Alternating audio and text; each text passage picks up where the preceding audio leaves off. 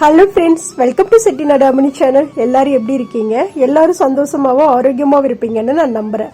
இன்னைக்கு நான் பார்க்க போகிற பதிவு என்ன அப்படின்னா, எல்லாருமே கேட்கக்கூடிய ஒரு கேள்வி தான். என்ன அப்படின்னா, இந்த பிரம்ம முகூர்த்த பூஜை செய்கிறதுக்கு எப்படிக்கா அதிகாலையில் நேரத்தில் தினமுமே எந்திரிக்கிறீங்க அப்படின்னு சொல்லிட்டு தொடர்ந்து இந்த கமெண்ட் வந்துட்டே இருக்குது. உங்களுக்காக தான் இந்த வீடியோ ஸ்கிப் பண்ணாமல் பாருங்கள். கண்டிப்பாக இந்த வீடியோ உங்களுக்கு பிடிக்கும், ஒரு மோட்டிவேஷனாகவும் இருக்கும். இந்த வீடியோ பிடிச்சிருந்தது அப்படின்னா செட்டிநாடு அம்மணி சேனலை சப்ஸ்கிரைப் பண்ணிக்கோங்க. பக்கத்தில் இருக்கக்கூடிய பெல் ஐகானை கிளிக் பண்ணிவிட்டு உங்கள் ஃப்ரெண்ட்ஸ் ஃபேமிலி எல்லாருக்கும் ஷேர் பண்ணுங்க. வீடியோ பார்க்குற எல்லாரும் கண்டிப்பாக ஒரு லைக்கும் கொடுங்க. ஓகே, வாங்க இப்போ நம்ம வீடியோக்குள்ளே போக ஆரம்பிக்கலாம். நம்ம வாழ்க்கையில் இந்த பிரம்ம முகூர்த்த பூஜை செய்கிறது ரொம்ப ரொம்ப ரொம்ப ரொம்ப நல்லதுங்க. அதை வார்த்தையால் சொல்லவே முடியாது. உங்களுக்கு ஒரு காரியம் நடக்கணும் அப்படின்னா நீங்கள் பிரம்ம முகூர்த்த நேரத்தில் எந்திரிச்சு அந்த பிரம்ம முகூர்த்த தீபம் ஏற்றி நீங்கள் வழிபாடு செய்யுங்க. கண்டிப்பாக நீங்கள் நினைக்கிற காரியம் உடனே நடக்கும். ஏன்னா அவ்வளோ சக்தி இந்த பிரம்ம முகூர்த்த பூஜைக்கு இருக்குதுங்க. இதை எதுக்காக தினமுமே நம்ம செய்கிறோம் அப்படின்னா, இந்த அதிகாலையில் பிரம்ம முகூர்த்தம்ங்கிறது பார்த்தீங்க அப்படின்னா 4 மணிலேருந்து 5:30 இருக்கக்கூடிய அந்த காலம், அதாவது சூரியன் உதயமாகறதுக்கு முன்னாடி உள்ள ஒரு காலத்தை தான் பிரம்ம முகூர்த்த காலம்னு சொல்கிறாங்க. அது பிரம்மனுக்கு பிரம்ம முகூர்த்தம் அப்படின்னா அது பிரம்மனுக்கு உரிய காலம். இன்னொன்று பார்த்தீங்க அப்படின்னா, அந்த காலத்தில் எந்திரிச்சு நம்ம பூஜை பண்ணோம் அப்படின்னா அந்த காலத்துக்கு எந்த ஒரு தோஷமுமே கிடையாதுங்க, எதுவுமே கிடையாது. நீங்க குளிக்கணுங்கிற அவசியமும் கிடையாது. காலையில எந்திரிச்சு நீங்க நான்வெஜ் செஞ்சிருந்தா கூட இந்த பிரம்ம முகூர்த்த தீபம் ஏற்றி வழிபடலாம் அப்படின்னு சொல்றாங்க. பெரிய பெரிய ஐயர்கள்லாம் இந்த பிரம்ம முகூர்த்த தீபம் எப்படி ஏத்தணுங்கிறத பத்தி சொல்ற வீடியோஸ் நானும் பார்த்திருக்கேன், கேட்டிருக்கிறேன். அதாவது நம்ம இப்ப முதல் நாள் நான்வெஜ் செஞ்சிருப்போம், அடுத்த நாள் காலையில நம்மளுக்கு அந்த மீதமெல்லாம் நம்ம வீட்டுல இருக்கும். ஆனா நம்ம பிரம்ம முகூர்த்த தீபம் வச்சுட்டே இருப்போம். உங்களுக்கு ஒருவேளை கஷ்டமா இருந்தது அப்படின்னா அந்த நாளை விட்டுருங்க. இல்ல வீடை கம்ப்ளீட்டா கிளீன் பண்ணி தொடச்சு முடிச்சுட்டு நீங்க செய்ய ஆரம்பிக்கலாம். இல்லையா, நம்ம வீட்டுல நேற்று செஞ்சு நான்வெஜ் இருக்கே, இன்னைக்கு நம்ம பிரம்ம முகூர்த்தம் செய்யணுமே, நம்ம எப்படி இந்த பூஜையை நம்ம விடுறது அப்படின்னு சொல்லி உங்களுக்கு கஷ்டமா இருந்தா கூட நீங்க அதெல்லாம் ஓரத்துல எடுத்து வச்சுட்டு காலையில எந்திரிச்சு நீங்க குளிச்சுட்டு இந்த தீபம் ஏற்றி வழிபாடு செய்யலாம் அப்படின்னு சொல்றாங்க. அதனால எந்த ஒரு தீட்டுமே இந்த பிரம்ம முகூர்த்த காலத்துக்கு கிடையவே கிடையாது. அதிகாலையில எந்திரிச்சு நம்ம எந்த ஒரு தோஷமும் கிடையாது. அதிகாலையில எந்திரிச்சு நம்ம இந்த தீபம் ஏற்றி வழிபாடு செய்யறது ரொம்ப ரொம்ப நல்லது. ஓகே, இப்போ இந்த பிரம்ம முகூர்த்த தீபம் ஏத்துறதுக்கு எப்படி தொடர்ந்து நம்ம 4 மணிக்கெல்லாம் எந்திரிச்சு நம்ம எப்படி இந்த பூஜையை செய்யறது அப்படின்னு சொல்லிட்டு உங்களுடைய கமெண்ட் ஒவ்வொரு நாளும் இருக்குது. அதுக்காக தான் இந்த பதிவு நான் உங்களுக்கு நான் கொடுக்கிறேன்.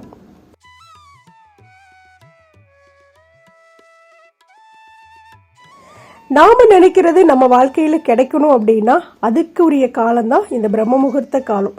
அதிகாலையிலே எந்திரிச்சுதான் இந்த தீபம் ஏற்றணும். எப்போதும் பார்த்தீங்க அப்படின்னா அதிகாலை 4 to 6 மணிக்கு தான் எல்லாருக்குமே நல்ல தூக்கம் வரும். அசதியான தூக்கம் அந்த நேரத்தில் தான் வரும். ஏன் அப்படின்னா அந்த நேரம் பார்த்தீங்கன்னா ரொம்ப இதமாக இருக்கும். அந்த காத்தா இருக்கட்டும், அந்த நேரமாக இருக்கட்டும், எல்லாமே பார்த்தீங்கன்னா ரொம்ப ரொம்ப இதமாக இருக்கும். அடிச்சு போட்ட மாதிரி தூக்கம் வரும். ஆனால் அதை மீறி நம்ம எந்திரிச்சு நம்ம பார்த்தீங்கன்னா இந்த தீபம் ஏற்றுறதுல தான் பெரிய ஒரு ரிஸ்கே இருக்குது. ரிஸ்க் அப்படின்னா நம்மளுக்கு தேவை, நம்ம வாழ்க்கைக்கு இது தேவை, நம்மளுக்கு உடனே அது கிடைக்கணும். நம்ம கஷ்டப்பட்டாலும் நம்மளுக்கு அது அப்படியே நிலைச்சு நிற்கணும் அப்படின்னா நம்ம கண்டிப்பாக எந்திரிச்சு தான் ஆகணும். ஓகே, இது எப்படி நாம எந்திரிக்கிறது? அதுவும் ஒரு நாள் எந்திரிக்கலாம், 2 நாள் எந்திரிக்கலாம். தொடர்ந்து எப்படி எந்திரிக்கிறது அப்படின்னா, காலையில் நீங்கள் உங்களுக்கு அறிபறி இல்லாமல் வேலை செய்யணும், ரொம்ப கஷ்டம் இல்லாமல் வேலை செய்யணும், ரொம்ப ரிலாக்ஸாக வேலை செய்யணும். இப்போ வேலைக்கு போகிற பெண்கள் எல்லாமே பார்த்தீங்க அப்படின்னா அதிகாலையில் அவங்க போயிட்டு வந்த டயர்டிலே தூங்குவாங்க. காலையில் எந்திரிச்சு இந்த தீபம் ஏற்றுறதுக்கு அவங்களால முடியாது அப்படின்னு அவங்களுடைய கமெண்ட்ஸில் சொல்கிறாங்க. ஆனால் அப்படியெல்லாம் கிடையவே கிடையாதுங்க. கண்டிப்பாக எல்லாருனாலையுமே முடியும். வேலைக்கு போகிற பெண்களும் முடியும், வேலைக்கு போகாமல் இருக்கக்கூடிய பெண்கள்னாலையும் முடியும். நம்ம நைட்டே பார்த்தீங்க அப்படின்னா நம்மளுக்கு ஒரு இலக்கு வச்சுக்கணும் மைண்டில். இன்னைக்கு நம்ம எந்திரிக்கணும், அதிகாலையில் நேரத்தில் எந்திரிச்சிடணும். எந்திரிச்சு நாம் இந்த மாதிரி பூஜைகள் செய்யணும். நம்ம வீட்டில் அதிகாலையில் தீபம் ஏற்றணும். நம்ம வீட்டில் எப்போதுமே செல்வ செழிப்பு நிறைஞ்சிருக்கணும், பொன் பொருள் சேரணும், உடம்புல நம்மளுக்கு ஆரோக்கியம் கிடைக்கணும், வாழ்க்கையில் நிம்மதி இருக்கணும், கணவன் மனைவி உறவுக்குள்ளே ரொம்ப சந்தோஷமாக இருக்கணும். ஆகணும், சண்டை சச்சரவு இருக்கக்கூடாது அப்படின்னா இத்தனை இருக்கு நம்ம வாழ்க்கையில. அது ஒவ்வொரு கஷ்டங்களையும் தாண்டி தாண்டி தாண்டி தான் நம்ம வாழ்ந்தாகணும், வேற வழியே கிடையாது. அந்த கஷ்டங்கள் எல்லாம் நம்மளை போட்டு அமுத்தி எடுக்காம நம்ம வந்து ஃப்ரீயா நம்மளுடைய வாழ்க்கைய நாம நினைச்சது மாதிரி ரொம்ப மன நிறைவோடு மன அமைதியோடு வாழணும் அப்படின்னா இந்த நேரத்துல எந்திரிச்சு நீங்க வந்து தீபம் ஏத்தி தான் ஆகணும். இது வந்து ரொம்ப ரொம்ப நல்லா இருக்குதுங்க இந்த பூஜை செய்யறதுக்கு.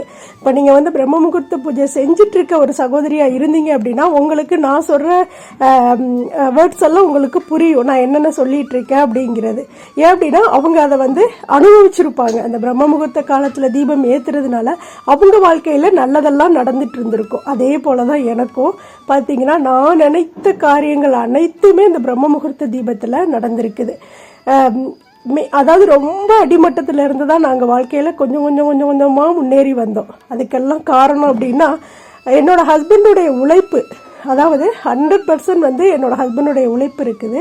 ஆனால் அந்த உழைப்பு அவர் கஷ்டப்பட்டுட்டு வர்றாரு அப்படின்னா அந்த உழைப்பு வந்து ஃபுல் உழைப்பு கொடுத்துருக்காரு. அதுக்கான வருமானம் நம்மளுக்கு கிடைக்குது. அது வந்து நம்ம வீட்டில் வந்து தங்கணும். அது வந்து வெட்டி செலவாக வெளியில் போகக்கூடாது. இன்னொன்று இப்போ சுப செலவு தான் ஆகணுமே தவிர விரைய செலவு ஆகக்கூடாது. அப்படிங்கிற மாதிரி இருந்தால் தான் வந்து நம்ம வீட்டில் வந்து செல்வம் வந்து சேரும். அந்த செல்வம் சேரணும் அப்படின்னா நாம வீட்டில் இருக்கக்கூடிய பெண்கள் வந்து அதிகாலையில் எந்திரிச்சு இந்த பிரம்ம முகூர்த்த பூஜை செய்யணும். சரி, ஓகே. இப்போ நாம வந்து ஒரு நாள் எந்திரிக்கிறோம், அடுத்த நாள் எந்திரிக்கிறோம், அடுத்த நாள் வந்து ரொம்ப டயர்டா இருக்கும், ஐயோ எந்திரிக்கணுமா அப்படிங்கிற மாதிரி இருக்கும். ஆனா வந்து உங்களுக்குன்னு ஒரு இலக்கு வச்சுக்கோங்க. நாம இன்னைக்கு நான் எந்திரிக்கணும், 2 நாள் பூஜை செஞ்சுட்டோம், அடுத்த நாள் எந்திரிக்கணும். ஒரு வாரம் அப்படியே தொடர்ந்து எந்திரிங்க. எந்திரிச்சு பழகிட்டீங்க அப்படின்னா அது உங்களுக்கு வந்து பழக்கமாயிடும். அப்புறம் நீங்களே தூங்கினாலும் ஆட்டோமேட்டிக்கா அலாரம் கூட தேவையில்லை, நாம வந்து எந்திரிச்சிருவோம். இப்பெல்லாம் பாத்தீங்க அப்படின்னா நான் வந்து 5 மணிக்கு தான் எந்திரிச்சிட்டு இருந்தேன். ஆனா இப்ப பாத்தீங்க அப்படின்னா 4:30 மணிக்கு எந்திரிக்கிறேன். இப்போ இந்த வீட்டுக்கு வந்தோடனே 3:50 எந்திரிச்சிடறேன். ஏன் அப்படின்னா ஒரு 4 நாள் தொடர்ந்து 3:50 எந்திரிச்சேன். அலாரத்தை ஆஃப் பண்ணிட்டு வச்சாலே எனக்கு கரெக்டா அந்த 3:50ங்கிறப்பவே முழிப்பு வந்துருது. நான் எந்திரிச்சு பொறுமையா வேலை செய்யறேன், பொறுமையா பூஜைகள் செய்யறேன். அதிகாலையில எந்திரிச்சு நம்ம வந்து தூக்கத்தை கெடுத்துட்டு இந்த பூஜையெல்லாம் செய்யணுமா அப்படின்னா ஒரு மனுஷனுக்கு வந்து 6 மணி நேரம் தூங்கினா போதுமானது. நீங்க நைட்டு பாத்தீங்க அப்படின்னா ஒரு 10:30 மணிக்கு தூங்குறீங்க அப்படின்னா மொபைல்லாம் வந்து ஃபுல்லா வந்து நெட்டெல்லாம் ஆஃப் பண்ணிட்டு சைலண்ட்ல போட்டு நல்லா தூங்கிருங்க, நல்லா நிம்மதியா தூங்கிருங்க. ரொம்ப நேரம் 12 மணி 1 மணி வரையும் மொபைல் பார்க்கவே பார்க்காதீங்க. காலையில உங்களுடைய இலக்கு வந்து நைட்டு தூங்கும் போதே நீங்க வந்து நம்மளுடைய மூளை இருக்குது இல்ல, அதுகிட்ட சொல்லிட்டீங்க அப்படின்னா அது வந்து நம்மளை விட சுறுசுறுப்பா இருக்கும். நம்ம வந்து 4 மணிக்கு எந்திரிக்கணும் அப்படின்னு நம்ம சொல்லிட்டு படுத்தோம் அப்படின்னா 4 மணிக்கு நம்மளுக்கு வந்து ஆட்டோமேட்டிக்காவே முழிச்சு நம்மளை வந்து அது எழுப்பி விட்டுரும். இன்னொன்று பாத்தீங்க அப்படின்னா நம்மளுக்கு ஒரு இலக்கு ஒன்று இருக்கணுங்க. நம்ம லைஃப்ல வந்து இதை நோக்கி நம்ம போகணும் அப்படின்னு இருந்தாவே நம்ம ஒருத்தர் வந்து வாழ்க்கையில ரொம்ப கஷ்டப்படுவாங்கன்னு வச்சுக்கோங்களேன். இப்போ நிறைய பேர் சொல்றீங்க, அக்கா எனக்கு வந்து குழந்தையே இல்லை, வீட்டில் வந்து ரொம்ப ஹஸ்பண்ட் ஒய்ஃபுக்கெல்லாம் ரொம்ப பிரச்சனையாவே இருக்குது அப்படின்னா ஓகே, இந்த பிரச்சனை தீர்றதுக்கு நாம என்ன பண்ணணும்? ஒன்று வந்து குழந்தை இல்லை அப்படின்னா ஹாஸ்பிட்டல் போவோம். இல்லை அப்படின்னா வந்து நம்ம வீட்டுக்குள்ள பெரிய பிரச்சனைகளே வருது அப்படின்னா நம்ம மனசுக்குள்ளேயே போட்டு அழுந்திக்குவோம், இல்லை அக்கம் பக்கத்தில் சொல்லுவோம், நம்மளுடைய சொந்தக்காரங்கிட்ட சொல்லி வேதனைப்படுவோம். ஆனால் இதெல்லாமே தவிர்த்துட்டு அதிகாலையில் எந்திரிச்சு பழகுங்க. உங்களுக்கு மனசு வந்து நீங்க எவ்வளோ கோபக்காரராக இருந்தாலும் உங்க மனசு வந்து அப்படியே அமைதி அடைஞ்சிட்டே இருக்கும். அது வந்து அந்த பிரபஞ்சம் வந்து நம்மளை அப்படியே மாத்திரும், நம்மளை ரொம்ப அமைதியானவங்களா மாத்திரும். அப்படியே நாமளும் கொஞ்சம் கொஞ்சம் அப்படியே வந்து அதுல இருந்து மாறி வந்துருவோம். நம்ம வீடும் பாத்தீங்க அப்படின்னா ரொம்ப அமைதியா இருக்கும். அப்படியே செல்வ செழிப்பு வந்து அப்படியே நம்ம மேலோட்டமா அப்படியே மேல் நோக்கி வளர்றது நம்ம கண் முன்னே தெரிய ஆரம்பிக்கும். இன்னொன்னு பாத்தீங்க அப்படின்னா அந்த நேரத்துல எந்திரிச்சு பழகிட்டோம் அப்படின்னா காலையில 6 மணிங்கிறப்ப நம்மளுக்கு எல்லா வேலையும் முடிஞ்சிடும். காலையில டிஃபன் முடிஞ்சிடும், மதியத்துக்கு லஞ்ச் முடிஞ்சிடும், எல்லா சமையலும் காலையிலே பாத்தீங்க அப்படின்னா ஒரு 7:30க்குள்ள வந்து அத்தனை வேலைகள் நம்ம முடிச்சிடலாம், சமையல முடிச்சிடலாம். அந்த டயத்துல வாஷிங் மிஷின்ல துணியை போட்டு விடுறா இருந்தா போட்டு விட்டுறலாம். சமையல் செஞ்சு முடிச்ச உடனே துணி துவைச்சிடும், அதை எடுத்து நம்ம காய போட்டுடலாம், வீடு கூட்டிடலாம், எல்லா வேலையும் செஞ்சிடலாம். வாஷிங் மிஷின் இல்லாதவங்க பாத்தீங்கன்னா இந்த சமையல் வேலையெல்லாம் முடிச்சுட்டு கையில துவைச்சு போட்டுட்டு ஃப்ரெஷ் அப் ஆயிட்டு வந்து அந்த ஃபுல் டே வந்து நீங்க ஃப்ரீயா இருக்கலாம். நீங்க செஞ்சு பாருங்க, தொடர்ந்து ஒரு 3 நாள் செஞ்சு பாருங்க. அதே மாதிரி உங்களுக்கு ஃபுல் டேயுமே நீங்க ஃப்ரீயா இருக்கிற மாதிரி இருக்கும். இப்ப நான் பாத்தீங்கன்னா இப்ப 3:50க்கு எந்திரிக்கிறேன் அப்படின்னா எனக்கு 5:15 வரைக்கும் வந்து எனக்கு பூஜை டைம்ஸ். அந்த டைமில் நான் வந்து பூஜைகள்லாம் செஞ்சுட்டு இருப்பேன், பிரம்ம முகூர்த்த தீபம் வைப்பேன்.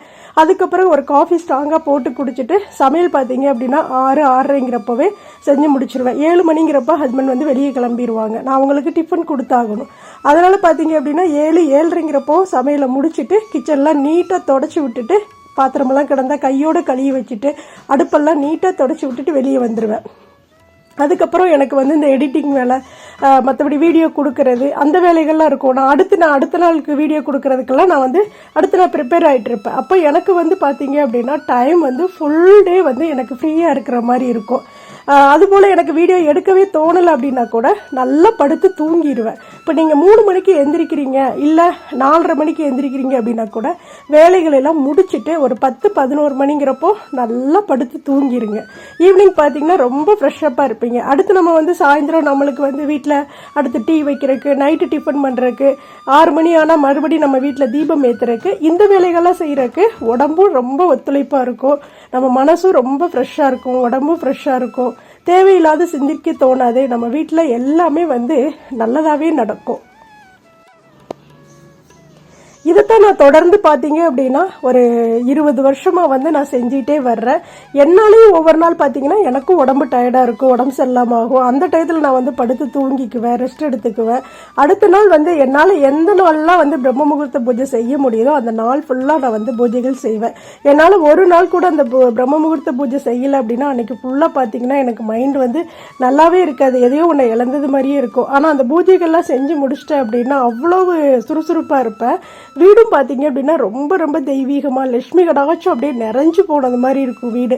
காலையிலே தீபம் எரிகிறது, சாம்பிராணி புகை அந்த வீடு ஃபுல்லாக இருக்கிறது, ஊதுபத்தி வாசம் இருக்கிறது. அதெல்லாம் பார்த்தீங்க அப்படின்னா இந்த வாசமெல்லாம் நம்ம வீட்டுக்குள்ளே இருந்தாவே நம்ம வீட்டில் எந்த ஒரு தரித்திரமே வந்து வீட்டுக்குள்ளே வந்து அண்டாதுங்க. எல்லாமே வந்து நல்லதாக நடக்கும், செல்வ செழிப்பு நிறைஞ்சு வரும், உடம்பு வந்து ஆரோக்கியமாக இருக்கும். அதிகாலையில் எந்திரிக்கிறதுனால நம்ம உடம்பும் நல்ல ஆரோக்கியமாக இருக்கும். அதனால நீங்கள் செஞ்சு பாருங்க. இந்த தகவல் உங்களுக்கு பிடிக்கும்னு நினைக்கிறேன். பிடிச்சிருந்தது அப்படின்னா செட்டிநாடு அம்மணி சேனலை சப்ஸ்கிரைப் பண்ணிக்கோங்க. பக்கத்தில் இருக்கக்கூடிய பெல்லைக்கானை கிளிக் பண்ணிவிட்டு உங்கள் ஃப்ரெண்ட்ஸ் ஃபேமிலி எல்லாருக்கும் ஷேர் பண்ணுங்க. வீடியோ பார்க்குற எல்லாரும் கண்டிப்பாக ஒரு லைக் கொடுங்க. தேங்க்ஸ் ஃபார் வாட்சிங். நன்றி, வணக்கம். அனைவருக்கும் நல்லதே நடக்கும்.